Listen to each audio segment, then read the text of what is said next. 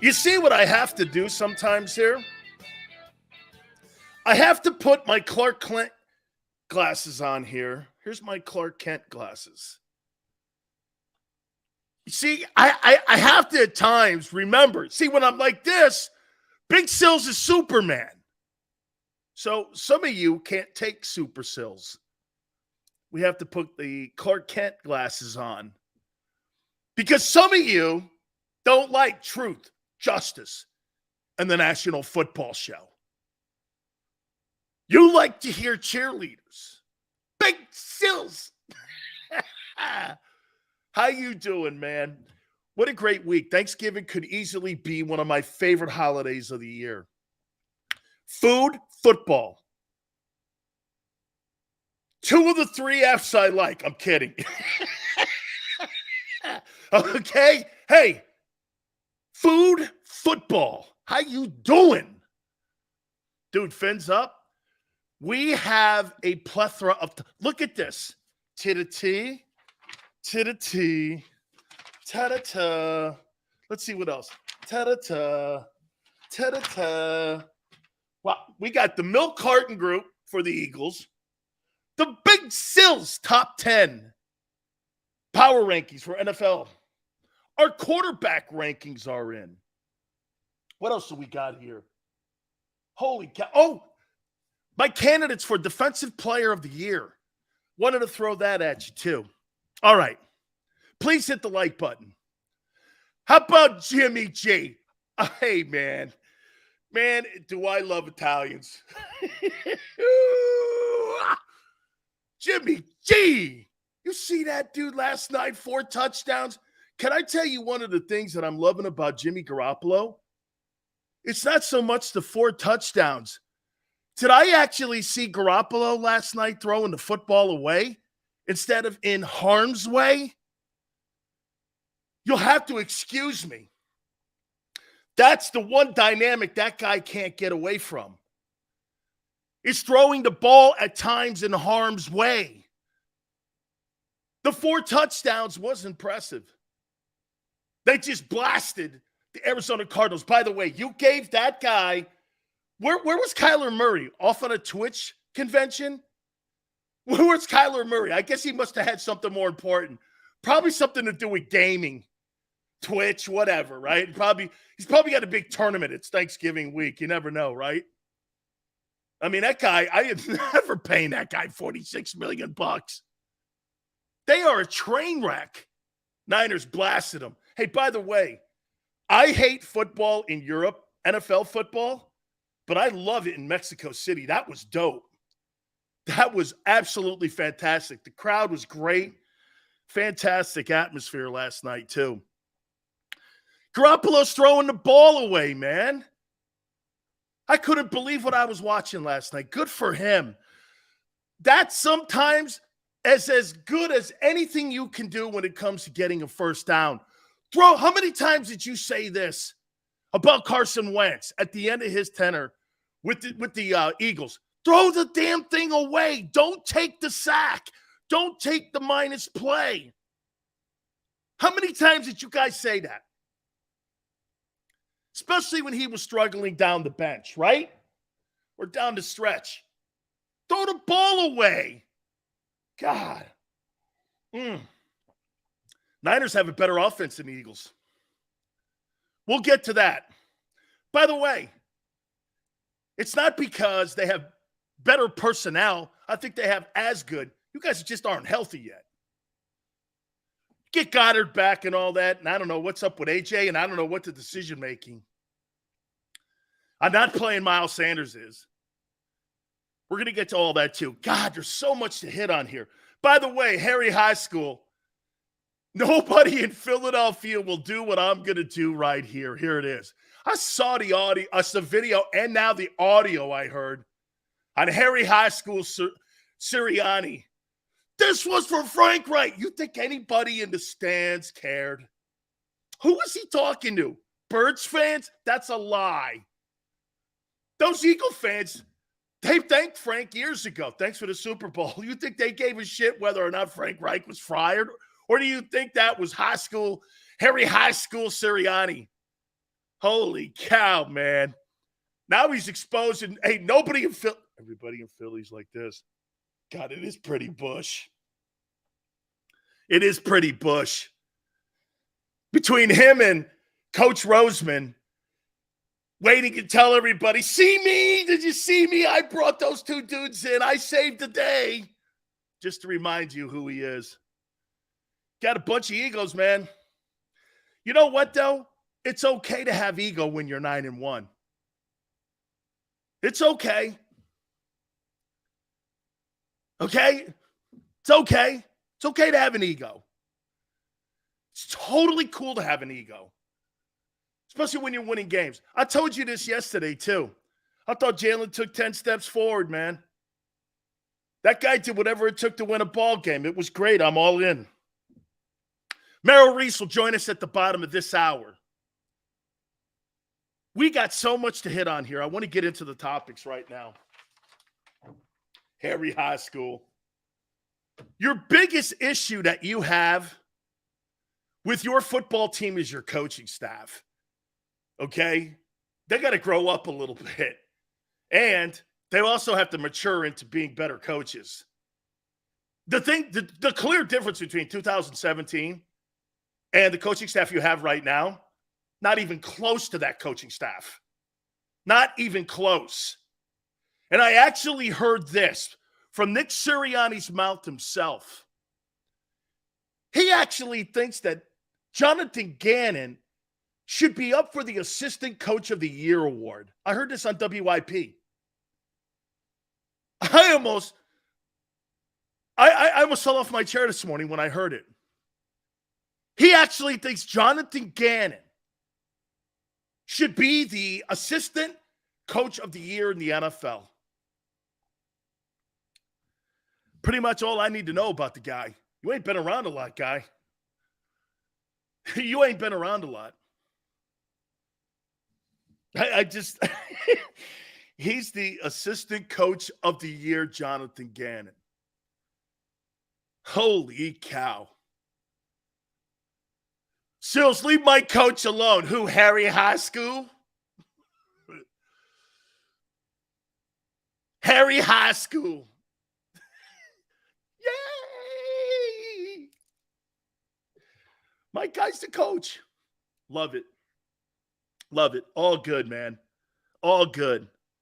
I got to tell you, there is no doubt. I want to say one more thing here about Jalen Hurts here.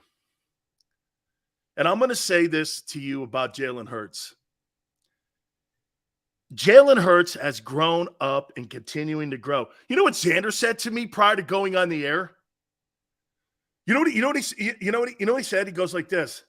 Now you're waving the Jalen Hurts flag. No, I'm telling you about your quarterback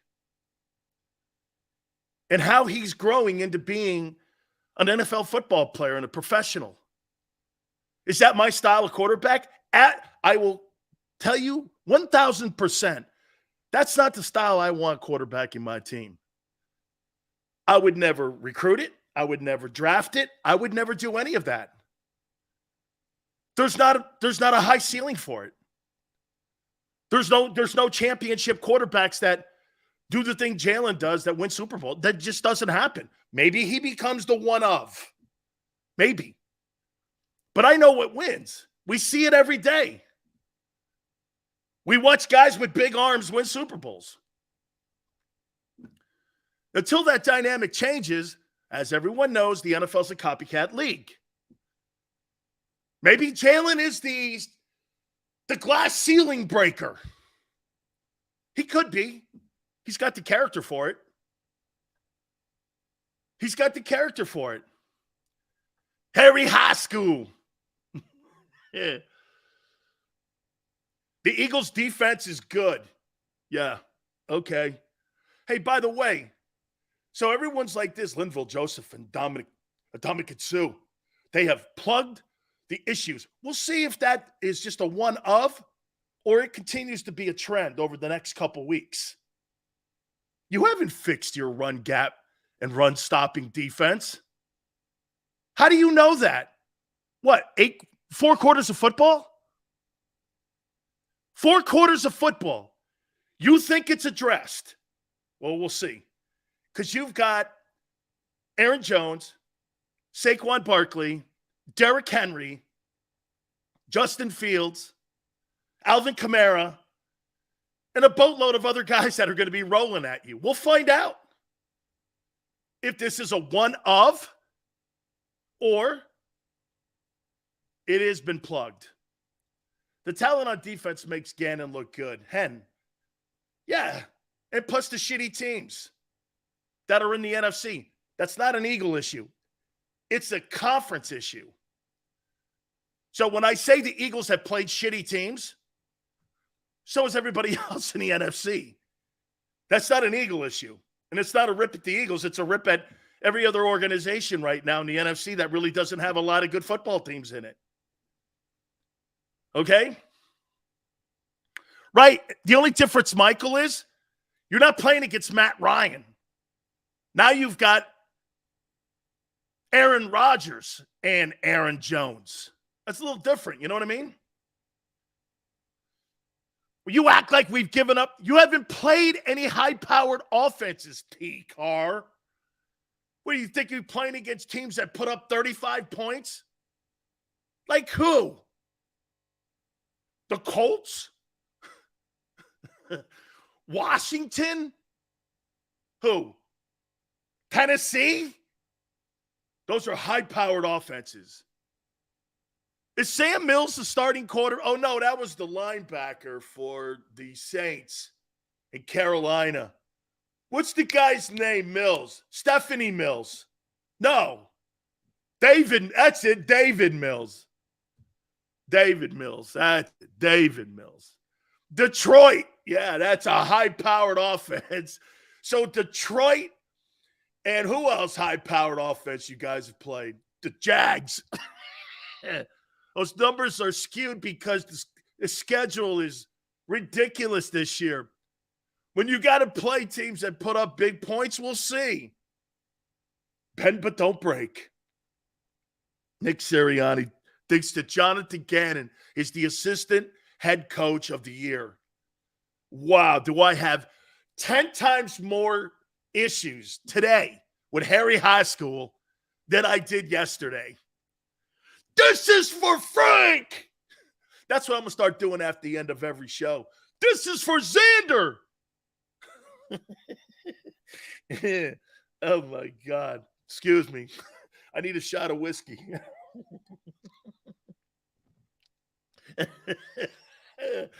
Oh, my God. This is for – hey, I want a shirt because he wears all them shirts. This is for Frank. Oh, man. This is for Frank. Oh, I agree the Vikings are a big-time offense when they're not playing in the spotlight, T. Washington, right? Eagles versus the Packers. Let me ask you this here. San Francisco, you think you're a better football team than the 49ers? You guys think you're a better football team than the 49ers? Harry High School. Yeah. Harry High School. Yeah, Matt Nagy was the NFL Coach of the Year, and he was fired 2 years later. Joseph, no. Brian, maybe. Jimmy G's the weak link. Okay. Jimmy G has done 10 times more than any. Here, let me get that stat. Here it is, baby. Garoppolo now 43-19-0. That guy's going to make a shit ton of money. He's going to be the head free agent guy in this offseason with either the Jets or the Giants. He's going to make a ton of money. You can't dismiss it. 43-19. And when he's not on the field for the Niners, they're 9-29 with the cast of bums that they've tried playing in his place. The only thing that stops that guy, there's two things. Okay? You aren't what your record is. Try that shit in the postseason. How many times does the best record win the Super Bowl? Almost never. You are not, at the end of the year, what your record is. I guarantee you, the team that wins the Super Bowl this year won't have the best record in the NFL. I guarantee it. Guarantee it. Happens every year. 94% of the time in the last 25 years, the team with the best record doesn't win it, just like in the NHL. How many times you see the President's Cup team get dusted in the second or third round of the NHL playoffs? Yeah. Jimmy G, baby. You see that guy last night? He is going to make two things that kill Garoppolo. You ready? Throwing the ball one or two times in a game to the other guy, and secondly, injuries. If that dude keeps playing like he did last night, they're going to win the Super Bowl. You don't have a better linebacker. You don't have a better edge rusher. You don't have a better wide receiver. You don't have a more complete back. Shit, you don't even play your running back. Their tight end's better now. Yours is hurt. And the quarterback's more accomplished and wins more. Actually beat your ass last year. And I'll take Kyle Shanahan over Harry High School. Harry High School. Harry High School.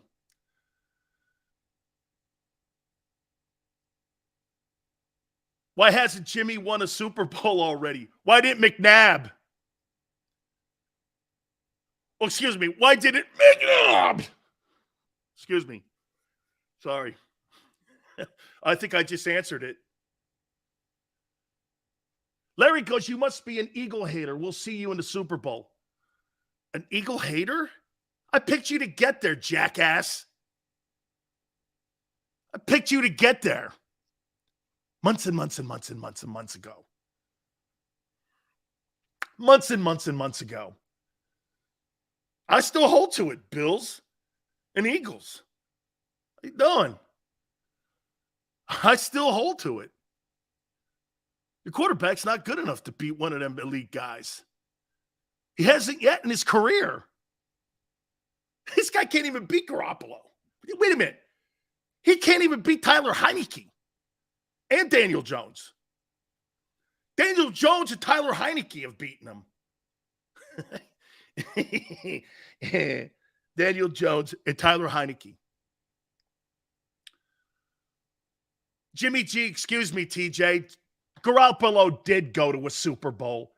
Just an education for you there, kid. He did. And he was a quarter away from winning it, just so you want to have an education. You could take the rest of the day off and sit in the corner with your dunce hat on now.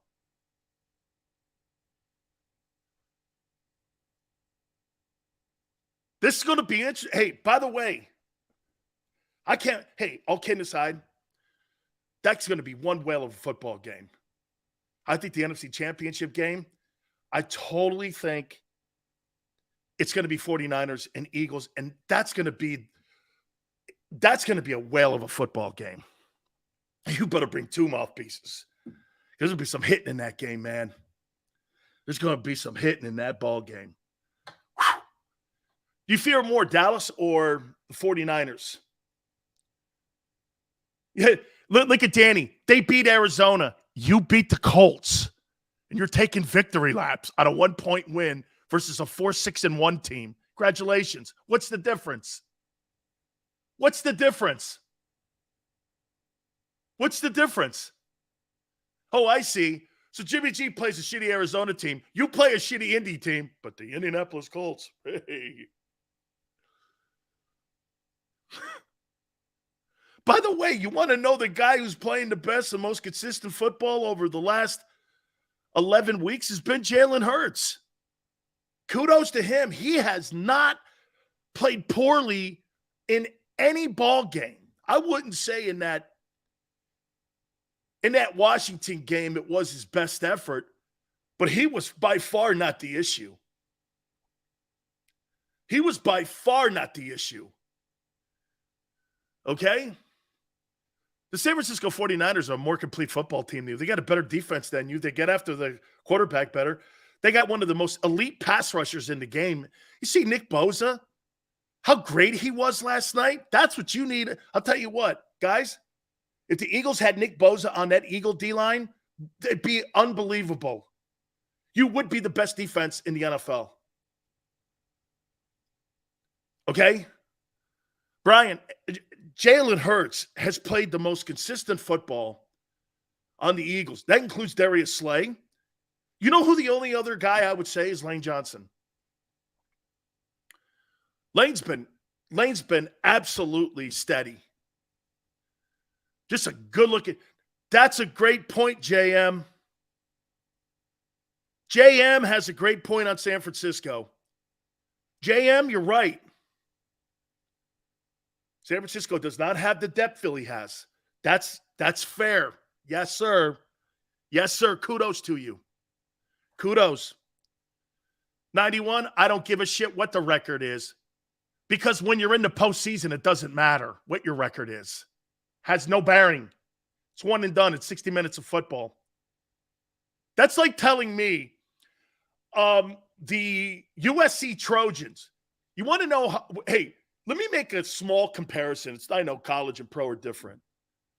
Everyone's tooting the horn of USC football and Lincoln Riley. Guy gave up 540 yards of total offense to UCLA. Typical Lincoln Riley football team. No defense. If USC played in the Southeastern Conference, they'd be 9-3. If that. Who cares? Get to the playoff.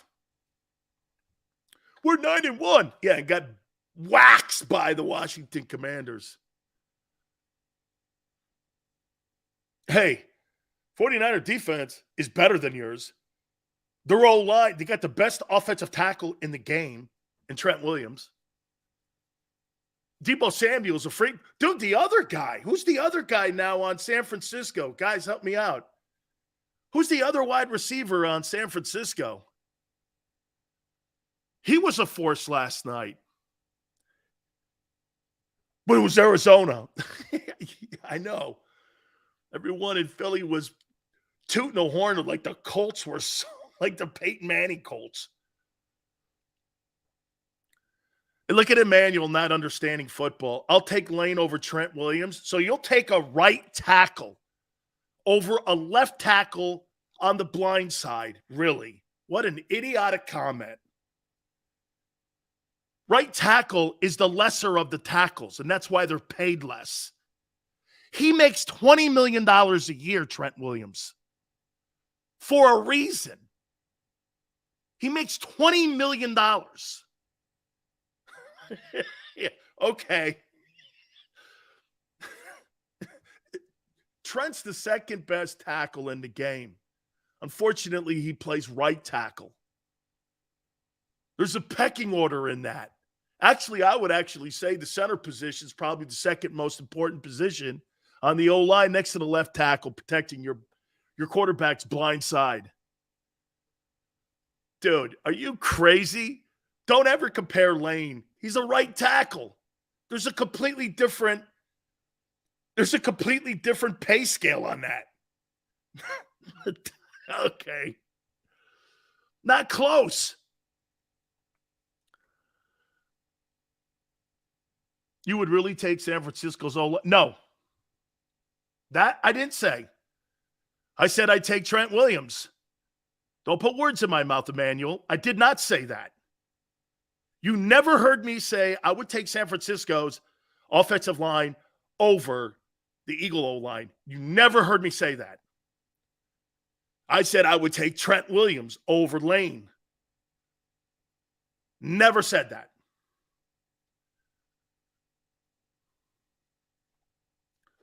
Right tackles, guard the line. Best rushers typically. True. But the difference in San Francisco is, get this, there was a conversation that he was tipping off whether he was run blocking or pass protecting. It doesn't matter. He's going to run you over. Eagles O-line is better than the 49ers all day. Not all day. Not all day. Not all day. That's not true. They are better, though. But here, San Francisco's D-line's better than yours by far. Their linebackers better than you by far. Your secondary hasn't been playing well last 3 weeks, but I would still take the Eagles. You don't have a better wide receiver than Debo, nor do they have one better than you. However, Christian McCaffrey makes that concept different now. McCaffrey's a force. Xander's right. If that guy's out there on the field, the 49ers are going to be – that's going to be one of the absolutely best NFC title games that you could possibly have if you can get San Francisco and Philadelphia at Lincoln Financial for the NFC title game. That would absolutely be an incredibly great game. I will say this one more time here about Hurts. I want to do this before we bring Merrill Reese on. I thought Jalen took massive steps forward, even more so in that tight game against the Colts. He had to put that game on his back, and he did it, and I said it yesterday. His growth on knowing what a team needs was on display to see it. Let's bring in the legendary voice of the Philadelphia Eagles. And first and foremost, Merrill, hope you have a great Thanksgiving. Being 9-1 probably makes the food this week taste a little bit better. It does. It does. No doubt about that. But thank you for the nice words. And I couldn't agree with you more when you talk about another step forward for Jalen Hurts, because he pulled that game out of the fire. And I wish you could hear one of my calls in the game. And there was still plenty of time left, and he picked up about 8 yards on a scramble. And I said, Jalen Hurts will not let them lose this game.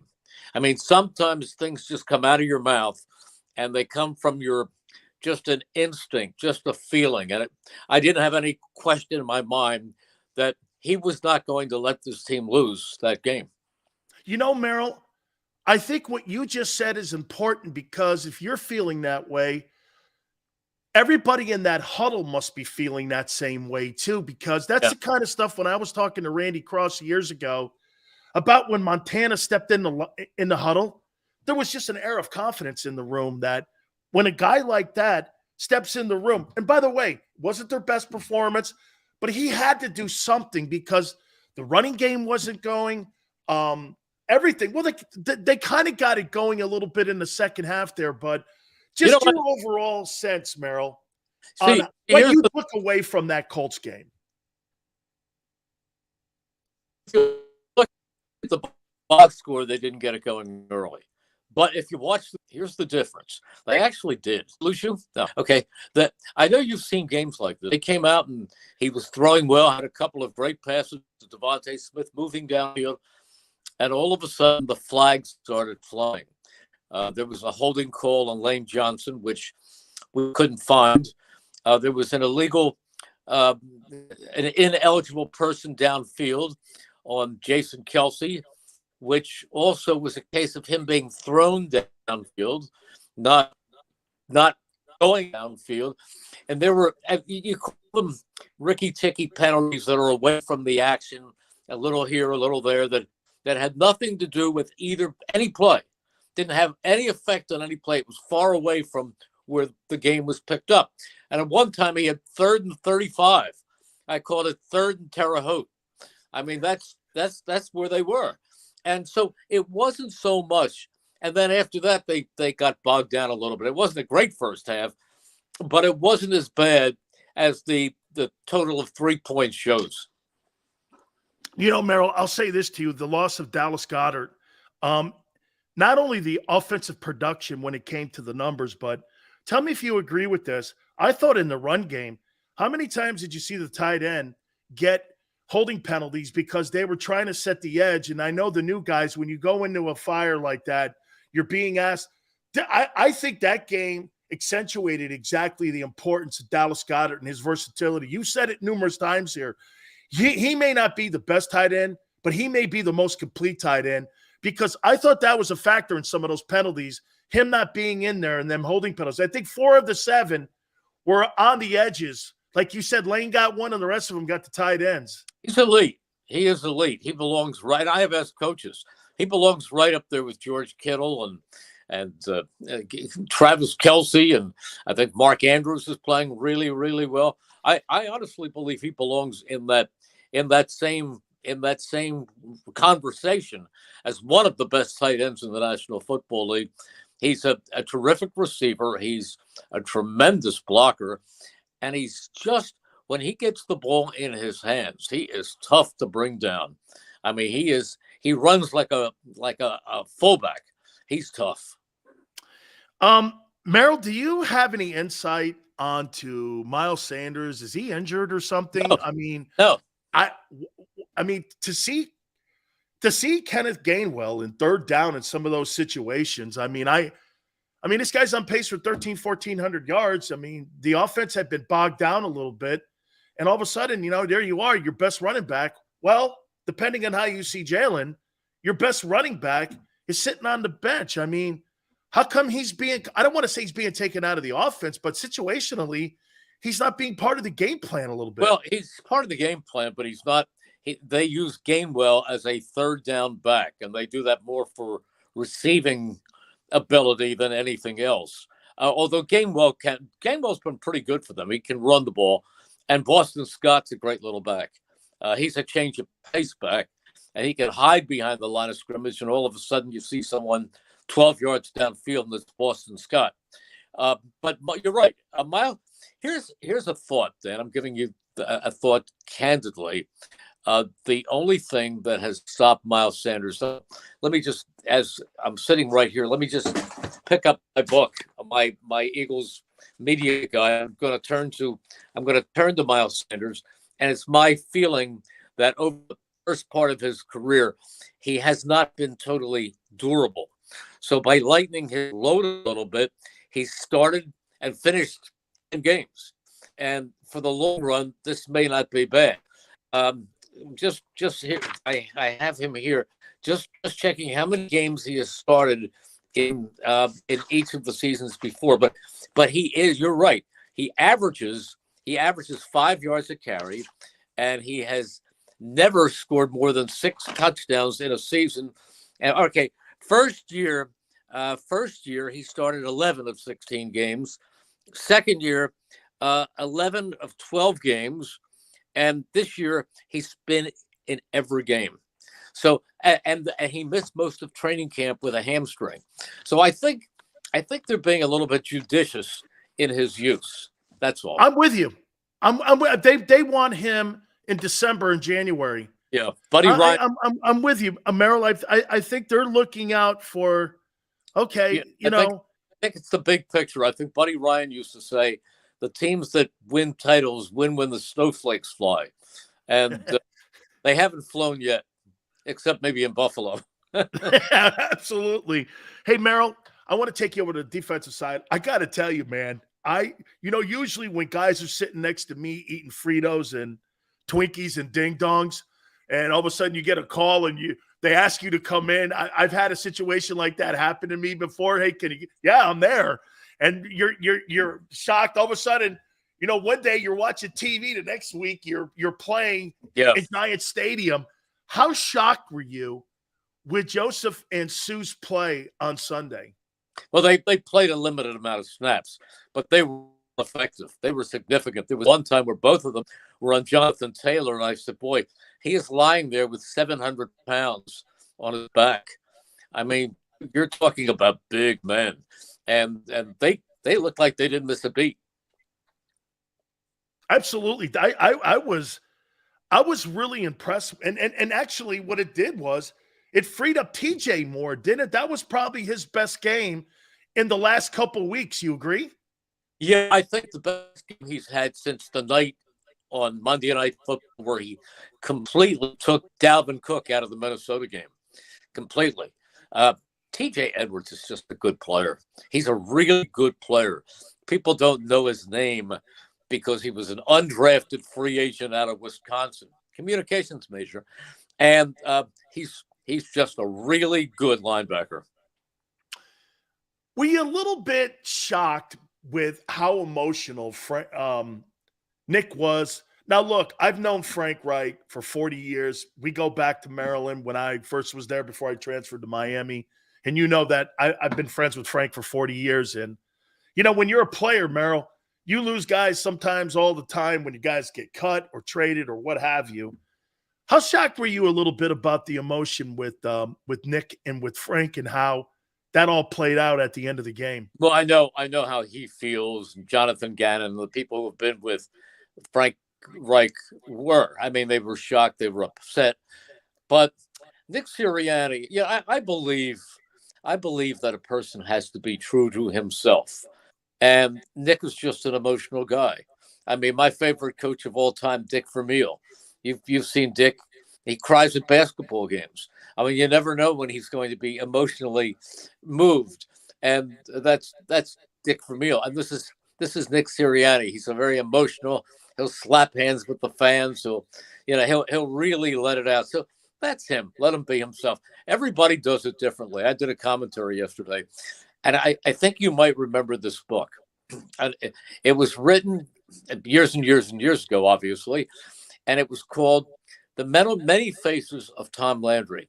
And it was about a 15-page book, and it had a picture of Tom Landry after a win, after a loss, after a fumble, after a touchdown, after an interception. Same picture, every page. I said you could do one like that for Jalen Hurts. He's just so level. He never shows much emotion. He's always into the game, and he picks himself up and he moves on to the next play. That's how he is. He's not somebody who's emotional. He's just faking it. And it's the same with Nick Sirianni. He's not putting it off. He's not putting it on. That's how he is.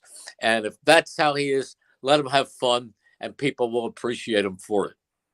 I will say this, though, and I know you know Coach Vermeil very well as I do, and the only problem is Dick would have a tear in his eye and tears in his eyes and a whip in the other hand.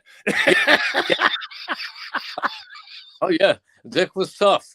Dick was tough. But he's the best. He's amazing. What he did with his career was. My line was that if you look in the dictionary, go to the C's and get the word charisma, there's a picture of Dick Vermeil. Absolutely. Hey, how about this one too? I gotta tell you, man. When I saw Howie Roseman out front of the locker room to remind all the media in Philly, hey, look what I did by bringing Joseph and Sue in. I tell you, man, it's okay to have an ego when you're 9-1, Merrill. I mean, yeah, he likes taking victory laps. Yeah, well, that's him being true to himself, I guess. He's enjoying it. He deserves to. Are you concerned about this Green Bay game because you really don't know what you're going to get with an Aaron Rodgers? Because, look, if you look at his statistics, he's not having that bad a year this year, Merrill. And you got Aaron Jones. There's some talented football team, obviously underachieving this year and what they expected they were going to do. Any concern because now you're taking an elite quarterback on, and this is probably their last hurrah to try to turn their season around, because if they lose this one, I mean, they may even start to go to Jordan Love. I don't know. I mean, how do you see this game? Because, again, two very good football players are coming into town. I think it's a very, very difficult game. I watched Aaron Rodgers very carefully in the game they lost to Tennessee. And that arm is still as lively as ever. I mean, that ball explodes out of his hand. And he throws from so many different platforms, over his head, sidearm, halfway in between, sometimes underhand. He's really still Aaron Rodgers. And when he's on the field, he gives them a chance to win every game. Now, things have gone awry, and he certainly missed Devontae Adams. But then suddenly he's discovered a young wide receiver in Christian Watson. He's pretty good. And he still has Randall Cobb, and he still has Alan Lazard. So they have a great running back in Aaron Jones. And so they're good. They're I don't care if their record says 4-7. They can beat. They're a good case for any given Sunday or Monday or Saturday or Sunday. But that team can beat anybody on a specific day. And you put him on national television, Sunday Night Football, and the pride that he has to have as a great athlete. I think we lost Merrill there a little bit there. All right. I think we lost Merrill there. I wanted to get his final take there on that there too. So, because I was going to ask him one thing. You know what that was? I was going to ask him something about Jonathan Gannon. And I heard something on Sports Take today, and it made me think, have people in Philly just been too conditioned over the decades with a certain style of defense? You know, the NFL is going through an evolution right now when it comes to these new analytical D coordinators and offensive coordinators and head coaches. And let's see if we can let's bring Merrill back in here.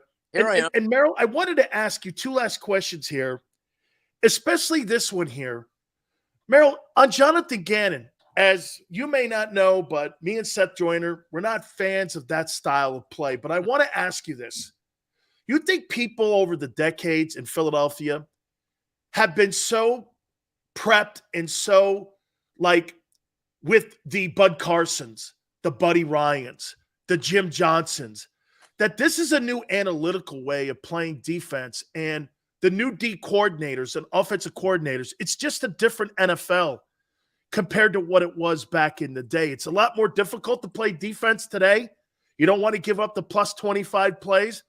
Could it just be that you've been so conditioned over the generations? You may not have seen the Buddy Ryan teams, but surely the Jim Johnson teams. I mean, do you think there's something to that? Well, I saw them all. I saw the Buddy Ryan teams. And I've been around some great defensive coordinators going back to Marion Campbell. Wow. So Marion Campbell, and you have Jim Johnson, and then a guy by the name of Jeff Fisher was pretty darn good. Yep. And Bud Carson belongs in the Hall of Fame. There's no doubt in my mind. But Jim, let me say this about JG, Jonathan Gannon. You're going to see him next year on the sideline as a head coach. He's really good. He's really, really good, and he's really, really bright. Now, I love Seth. Seth is a good friend, and but Seth is very, very aggressive in his defensive beliefs. And maybe it is a little bit of analytics that is guiding a lot of the younger coaches today. But Jonathan Gannon is 39. He's been a coach. He's been around for 15 years. But there's only one thing that really counts. Jim Johnson once told me that if you can hold a team, an opponent to, 17, 18 points, you should win 90% of your games. This team is barely giving up 18 points a game, this defense. That is what it's all about. You can blitz, you can drop back, you can play Tampa 2, whatever you want to do.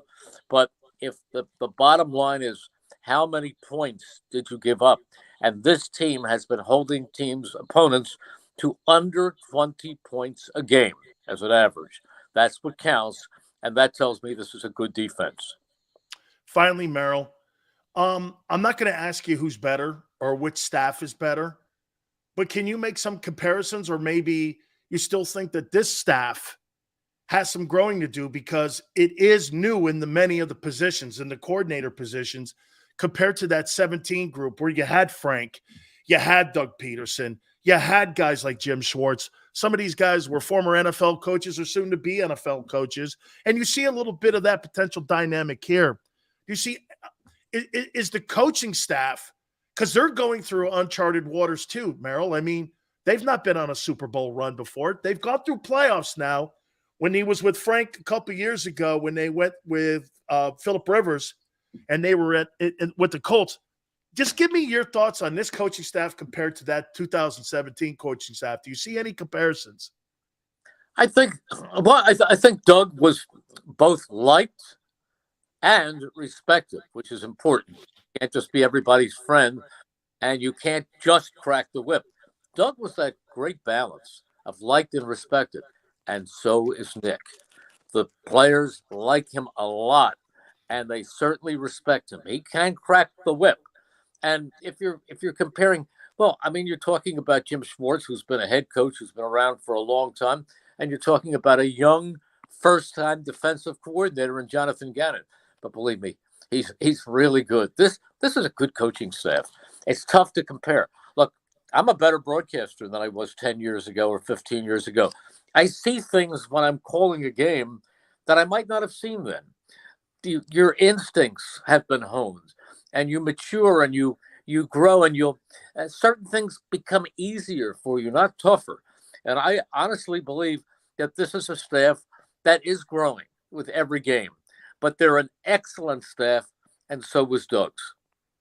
Merrill, I do watch your highlight reel that the Eagles put together, and trust me when I tell you, there's been some really great NFL broadcasters. My friend that you used to do the Giants back in the day. I can't remember his name. Oh my God, my uncle used to the guy from Syracuse. Oh God, when I was a young boy growing up. But anyway, Marty Glickman. Yeah, Marty Glickman. When I was a young kid, I used to go into the booth, and Marty Glickman was in there, and I'll never forget. My heart was broken because he went to the Jets. Because my uncle, and I'm like, "You're going to the Jets?" But when I used to listen to him doing those shows, I mean, Merrill, you're the only guy I've ever said that about. I go, this guy's like Marty Glickman, man. I mean, and people probably don't even know who Marty Glickman is, and I'm going, man, he was such a great play-by-play guy. I mean, it still looks like a lot of fun for you. There's nothing I'd rather do. I've made no secret about my passion for the game of golf. I love it. But if you gave me a chance of playing the Masters or doing an Eagles game, not that I'd be playing the Masters, but I'd rather broadcast NFL football than anything else in the world. It's what I live for. Even it's golf may be 1A, but this is one. There's nothing I love to do more than broadcast NFL football. I love it. Absolutely love it. And I thank you for the nice words.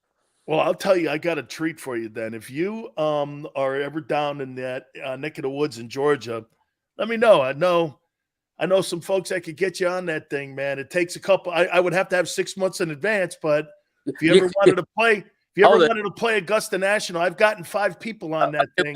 Wait a minute. Go. Go. Go.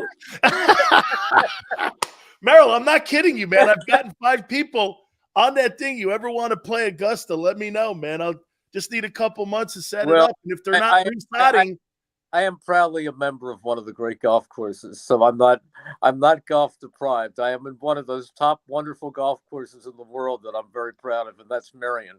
Oh my God, that's a great golf course. Hey, by the way, you want to hear this too? Phil Simms lives on hole number 14 at Baltusrol. Oh wow. my friend Bob Papa, who does the Giants so well, Bob is a member of Baltusrol.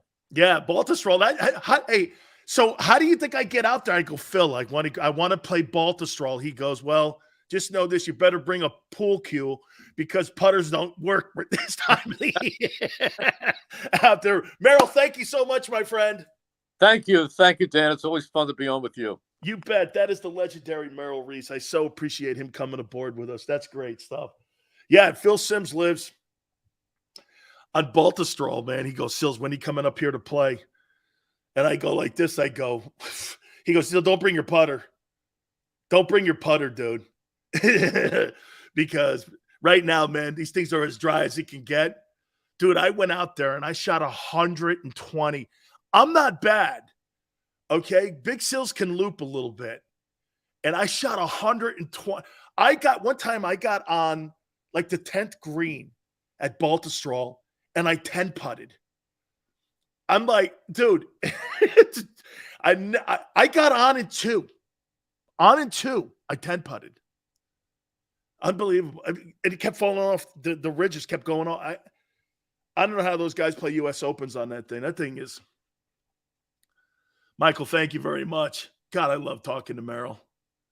Baltusrol's dude, he belongs to Marion. That is so hard a golf course. Tannehill threw for 340 yards against Green Bay and won. How much will Hurts throw for? Hey, JT, know this.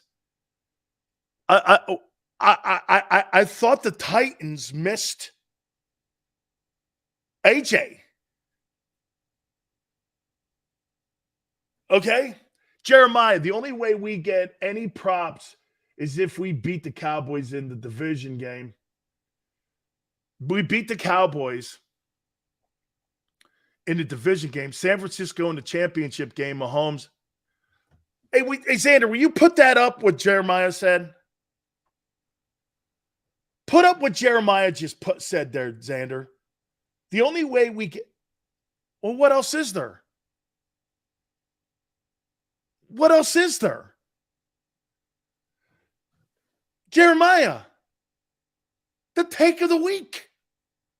The only way we get props from Sills is if we beat the Cowboys in the divisional game, San Francisco in the championship game, Mahomes in the Super Bowl. What else is there? What? Beating the Colts? You want pats on the back? JB, right. Thank you, brother. I'm not sure what Jeremiah. Yeah. What's this? Yeah. Yeah. But will we still get props even when that happens? Bro, that would be like me sitting around like Bayless saying that LeBron James doesn't have a clutch gene. That story ends. That ends. I've never talked trash on LeBron James's career. This guy's 20 years old. He's falling to pieces with the Lakers. What'd you think he was going to do? Not everybody's Brady. Brady, he defies Father Time. He defies it. 9-1 means nothing, Lee. 9-1 deserves a pat on the back. Well, Lee, I'll give you that. 9-1. Yeah. Okay, Lee. Okay. Brian says Jalen needs to sit his head coach down and general manager and say, cool it. Hey, dude. Howie letting everybody know in Philadelphia, look what I did. What? Oh, my God almighty, man. He has the biggest ego in the history of Philadelphia Eagle management. I'm saying this to you. Howie Roseman has a bigger ego than Buddy Ryan did. I'm trying to think of the egos in your legendary city sports when it comes to management or coaching or managing. Let me think. Larry Boa? No. Who else? Billy Cunningham? No. I'm trying to think, Matt. Who has a bigger ego in Philly history in management? Ed Snyder? No. Oh, Bobby Clark. Bobby Clark and Howie are the same guy. Bobby Clark and Howie Roseman have the two biggest egos in Philadelphia sports management history. There it is. You might want to drop Buddy in there. The two biggest egomaniacs in management history in Philadelphia. Bobby Clark and Howie Roseman. Dude, okay? Cowboys haven't done anything since 96. That's an understatement. Thank you, Dr. Obvious. Eagles got one Super Bowl in franchise history. Howie will get the credit. Eagles are the number one team in the city. Howie! Yeah, but Bobby played on two. Bobby played on two championships, homie. That was Xander. And, you know, Oh, why? Because the Flyers have lost 7 in a row. Nobody gives a shit about the Flyers. Howie's got the biggest ego. Okay. Howie's got the biggest ego in the history of Philadelphia Eagle management in sports. Woo! See him at the doorway going like this? Here's my guys. See what I did for you? I brought in 2 guys. See, I'm waiting for you. How you doing, man? This guy. Coach Roseman. Oh, I like Howie's moves. Thank God he makes good moves because he surely doesn't draft. Jalen Hurts is the ice. JT's a Jets fan? JT, seriously, dude. You can't be a fan of Fireman Ed. He's the most successful guy in the history of the Jets. Nobody's a Jet fan. Not even Robert Saleh. He's not a Jet fan.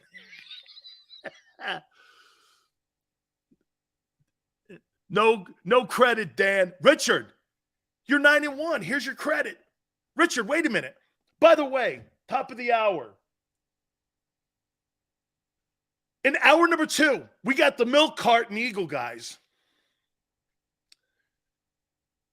Top 10 Big Sills power rankings for NFL this week. Our quarterback rankings are going to be in this hour as well.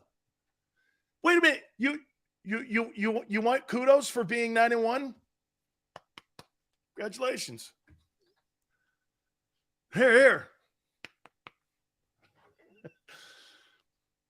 Sills whips out the snake after he says, here's your credit. We run the ball sideways instead of downhill. Can't wait for the – oh, I got the milk carton kids, man. They're ready to rock. Sills Howie is little Joe Banner. Joe Banner, man, did not have the ego. I know Joe. Oh, God, I got to get Joe on. But Joe loves his boy Howie. I've talked to him before. Yeah, that's my protege. I taught him everything he knows.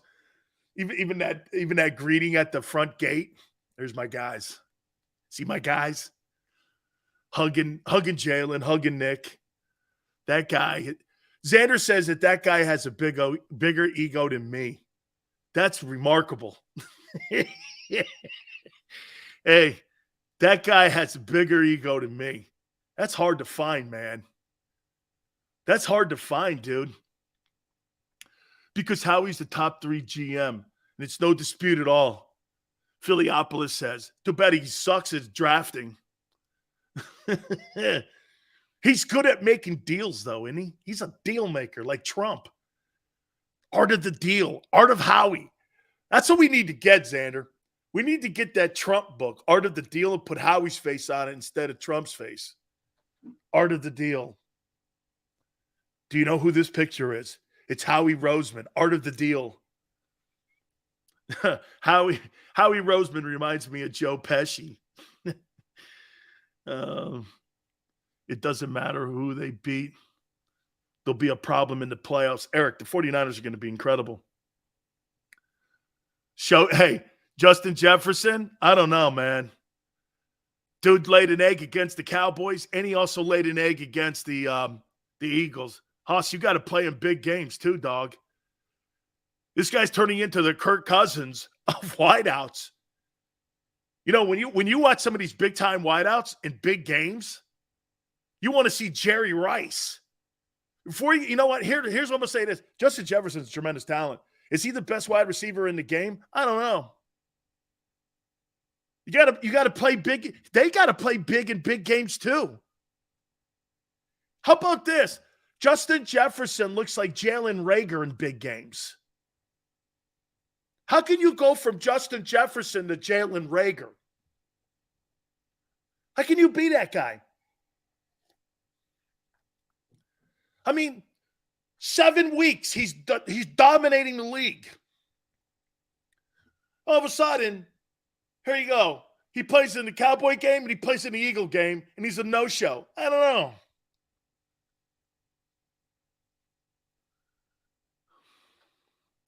Sills, you on Santa's naughty list this week.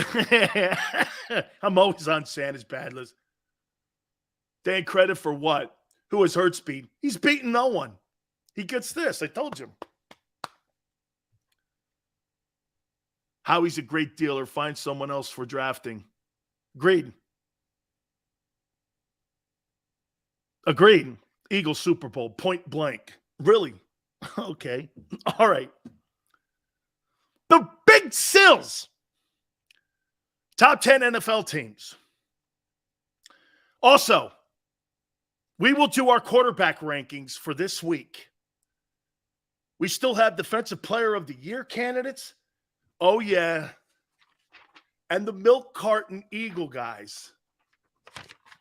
That's all next. Hit the like button. Hour 2 coming up. Keep it here on the National Football Show.